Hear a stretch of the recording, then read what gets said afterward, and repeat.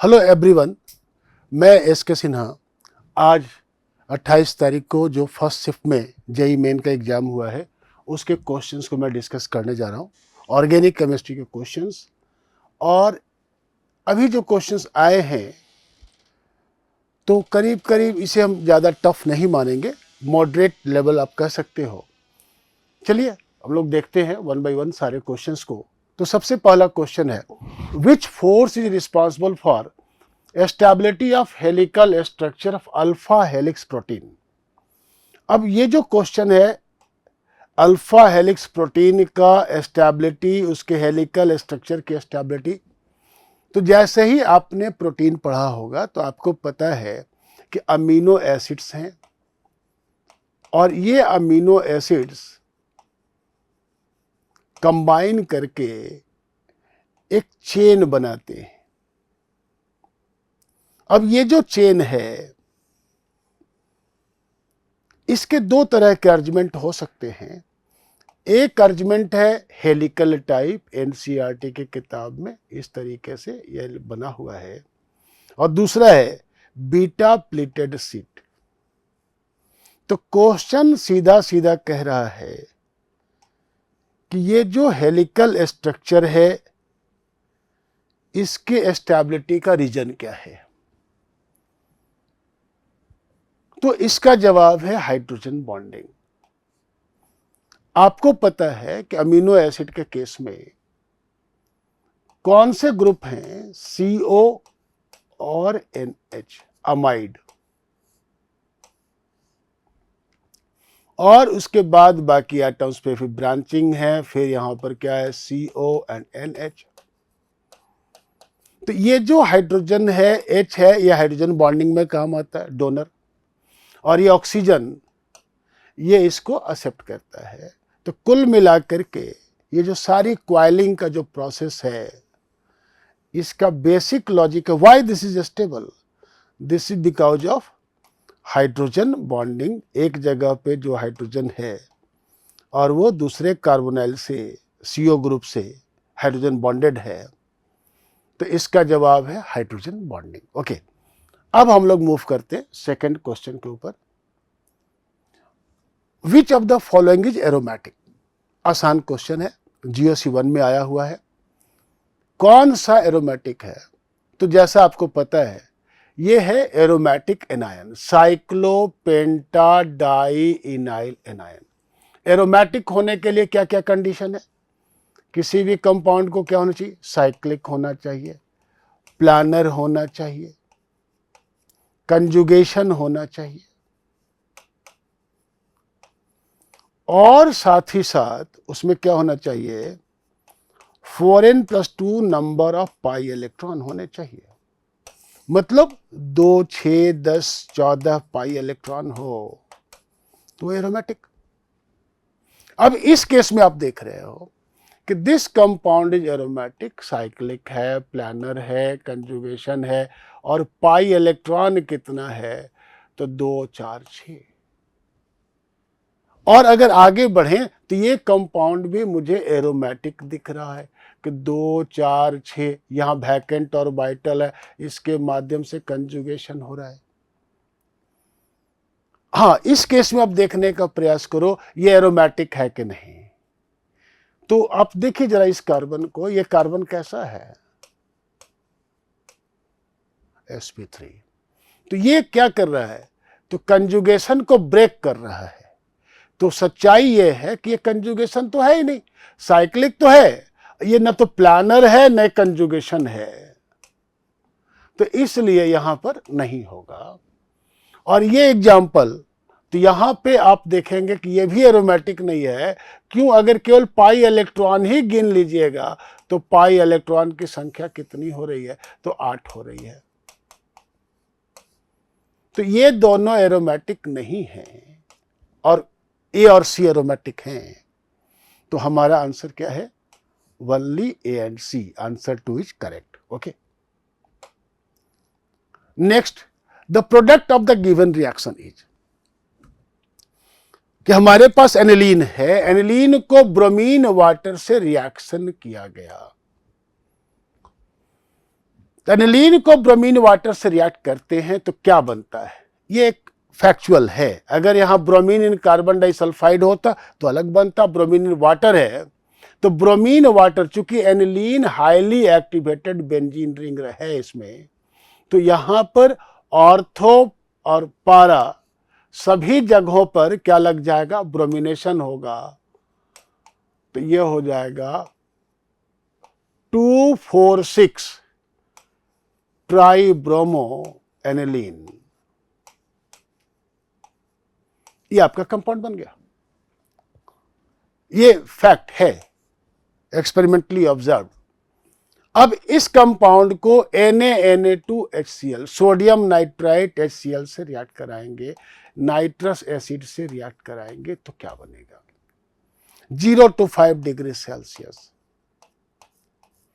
This gives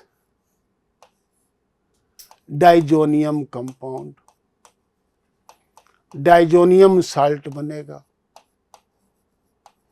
2,4,6 tribromo benzene diazonium chloride. अभी एक concept और बचा, H3PO2। तो अगर आपने डाइजोनियम के रिएक्शंस याद रखे हैं तो आपको यह याद होगा कि H3PO2 का प्रयोग करने से क्या होता है, डाइजोनियम रिड्यूस हो जाता है, रिड्यूसिंग एजेंट है, and this gives benzene ring. तो बेंजीन रिंग पे हमारे पास क्या बचा, तो ट्राइब्रोमो, 1,3,5 ट्राइब्रोमो बेंजीन। तो इसका आंसर क्या होगा, तो इसका आंसर होगा फर्स्ट। ओके, हाँ, अगर इसे स्टीम के साथ रिएक्ट किया जाता तो हो जाता फिनॉल। ओके, फिलहाल यहां पर हमारा आंसर है 1। Which of the following does not give SN1 reaction? What is SN1 reaction? क्या होता है, सबस्टिट्यूशन, न्यूक्लियोफिलिक, यूनिमॉलिकुलर।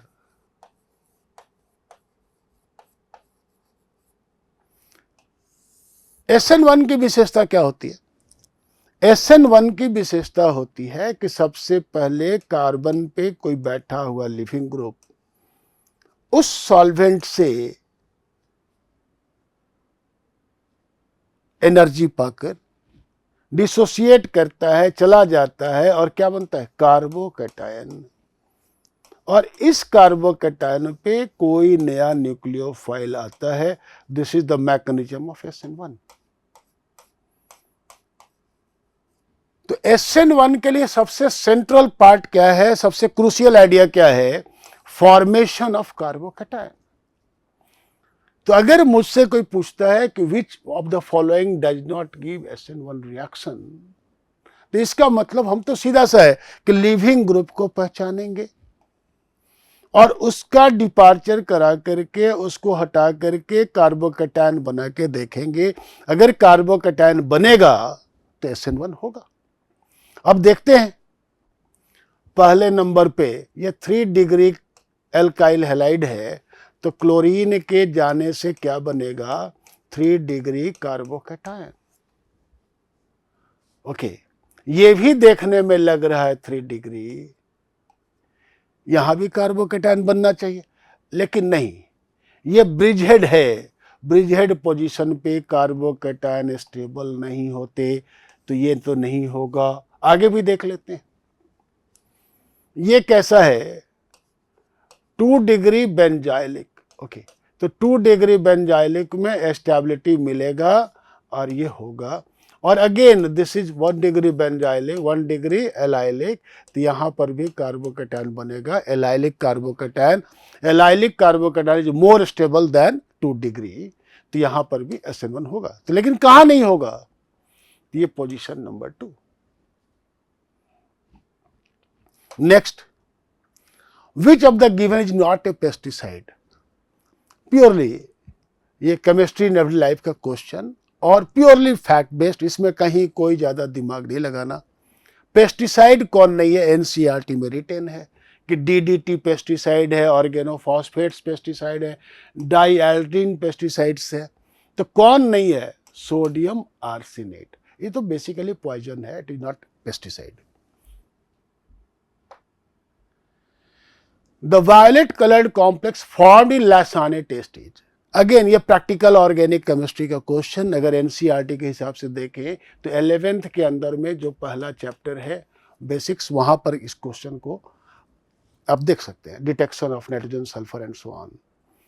तो लासाने टेस्ट में वायलेट कलर कॉम्प्लेक्स कौन सा बनता है, तो सल्फर वगैरह की मौजूदगी में जो आप यूज कर रहे हैं सोडियम नाइट्रोप्रोसाइड। ओके, इसमें एक वर्ड और था, हाँ, कि अगर सोडियम नाइट्रोप्रोसाइड है तो दिस वन, और सोडियम नाइट्रोप्रोसाइड से बनने वाला वायलेट कलर कॉम्प्लेक्स है तो वो सल्फर के साथ दिस वन। ओके, तो जो जैसे कि बच्चों से बात हो रही थी, मेमोरी बेस्ड क्वेश्चन है, उन्होंने किसी बच्चे ने कहा था कि सोडियम नाइट्रोप्रोसाइड का फॉर्मूला लिखना था और किसी ने कहा था कि नहीं वायलेट कलर कॉम्प्लेक्स का फॉर्मूला लिखना था। तो अगर वायलेट कलर कॉम्प्लेक्स की बात करेंगे तो यहाँ पे वो NOS हो जाएगा, तो इस बात को ध्यान रखना है। आप देख लेंगे इस क्वेश्चन को, तो this is memory based, obvious है कि थोड़े बहुत इसमें क्वेश्चन के भाषा में कुछ चेंज हो सकता है। Which is not a copolymer, again ये पॉलीमर का क्वेश्चन, एक आसान सा क्वेश्चन और सिंपल क्वेश्चन है। अब यहां पर नॉट ए कोपॉलीमर, कौन सा कोपॉलीमर नहीं है, तो इसका सीधा सीधा जवाब है नियोप्रीन। नियोप्रीन क्या होता है, ब्यूटाडाइन, यहां ध्यान दीजिए कि अगर आप बात करते हैं दिस यूनिट कॉल्ड आइसोप्रीन, और ये जो हमारे पास है तो क्या बनेगा, नियोप्रीन। तो यहां ध्यान देना कि which is not a copolymer, तो सिंपल सा क्वेश्चन, यहाँ कोई ज़्यादा दिमाग लगाने की आवश्यकता नहीं, फैक्ट ओरिएंटेड। अगर आपने याद रखा हुआ है तो PHB भी ब्यूना एस सेम ही है, ब्यूटाडाइन स्टायरीन ही है। ओके, हाँ, ये क्वेश्चन एक अच्छा सा क्वेश्चन, छोटा सा थोड़ा सा मैकेनिज्म इसमें पूछा गया, मैकेनिज्म नहीं पूछा गया, जस्ट एक फैक्ट ही पूछा गया। Reaction of 1 degree aliphatic amine with nitrous acid at 273 Kelvin initially gives a product, but if temperature is increased to 298 the product formed is। तो बेटे यहां ध्यान देना कि जब भी हम प्राइमरी अमाइन का रिएक्शन कराते हैं, एलिफैटिक प्राइमरी अमाइन का, किसके साथ, तो HONO नाइट्रस एसिड के साथ, तो सबसे पहले क्या बनता है, N नाइट्रोसोअमाइन, और ये जो N नाइट्रोसोअमाइन है ये क्या करेगा,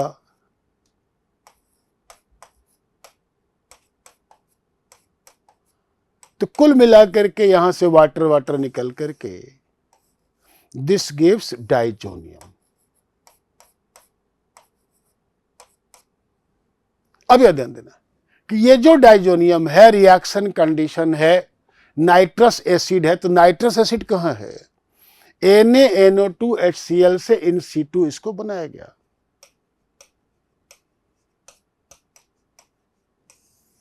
तो ऑब्वियस है कि इस केस में हमारे पास सॉल्यूशन है, सॉल्यूशन में हमारे पास एक्वस मीडियम है, पानी है, और एल्काइल हैलाइड एलिफैटिक अमाइन लिखा हुआ, 1 डिग्री लिखा हुआ है कि 1 डिग्री के केस में ही डाइजोनियम बनता है, 2 डिग्री के केस में डाइजोनियम नहीं बनता, 3 डिग्री के केस में डाइजोनियम नहीं बनता, और उससे बड़ी बात कि 1 डिग्री एलिफैटिक अमाइन स्टेबल नहीं होता, ये इंस्टेंटली निकल जाएगा कार्बोकैटायन छोड़ते हुए। तो यहां पर क्या बनने वाला है, तो यहां पे प्रोडक्ट बनता है अल्कोहल। तो आप, आसान क्वेश्चन है, वेरी सिंपल क्वेश्चन, तो आपको सिर्फ बताना है कि कौन सा फंक्शनल ग्रुप बनता है, and that is alcohol. Next, product of the following reaction is. अब इस क्वेश्चन में आप देख रहे हैं कि इस रिएक्शन का क्या होगा, प्रोडक्ट क्या होगा, तो यह थोड़ा सा आप मैकेनिज्म देख सकते हैं, हल्का सा मैकेनिज्म देख सकते हैं, इलेक्ट्रोफिलिक एडिशन रिएक्शन का मैकेनिज्म देख सकते हैं। तो डबल बॉन्ड पे एल्कीन पे इलेक्ट्रोफिलिक एडिशन रिएक्शन होता है, इलेक्ट्रोफाइल कहां ऐड करेगा, तो ये वहां ऐड करेगा जिससे कि ज्यादा स्टेबल कार्बोकैटायन बनता हो। तो हो सकता है कि आपके दिमाग में ये बात आए कि ये वाला ज्यादा स्टेबल है या फिर ये वाला ज्यादा स्टेबल है।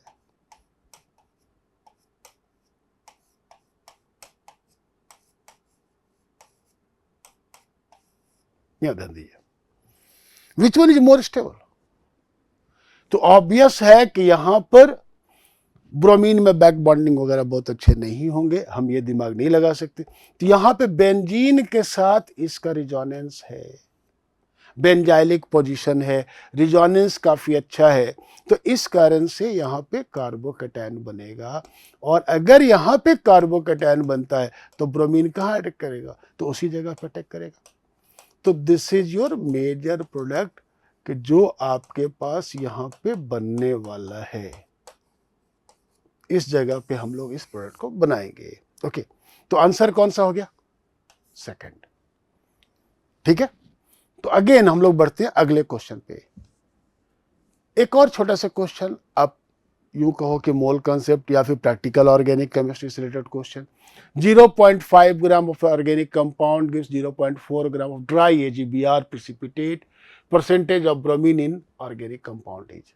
ओके, तो ठीक है, तो भाई हमारे पास AgBr कितना बना? वेट ऑफ AgBr 0.4 ग्राम।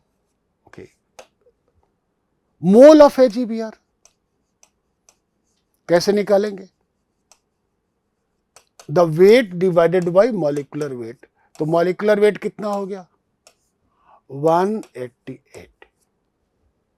तो इतने मोल हो गए। मोल ऑफ Br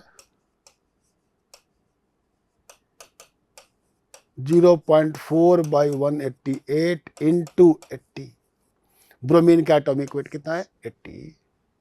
इतने मोल हो गए। यहाँ सॉरी, ये मोल ऑफ AgBr है, तो मोल ऑफ ब्रोमाइड आयन भी इतना हो गया, क्योंकि एक सिल्वर ब्रोमाइड में इतना है। Weight of bromide ion